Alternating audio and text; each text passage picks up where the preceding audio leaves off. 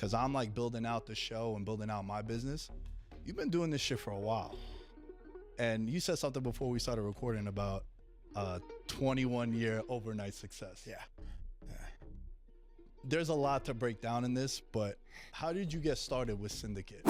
Man, it's kind of a crazy little thing. I had left Vegas, I think when I was like 17. It was just a typical, back then there wasn't much to do in this town except get in trouble. So I was doing that pretty good. And I had to leave town for a little bit, went to Arizona and, got into training as soon as I went out there.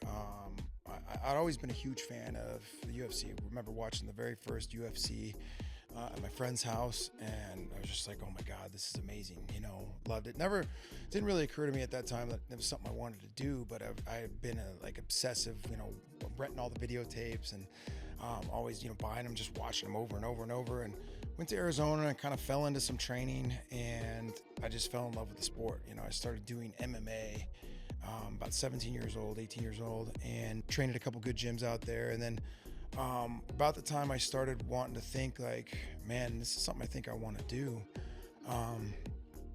Vegas had, the UFC was here. It was kind of popping off. It was starting to pop off. There was only a couple gyms. There was Las Vegas Combat Club, which was my first original gym, and J-Sec Jiu-Jitsu and a couple other small places. And I was like, you know what?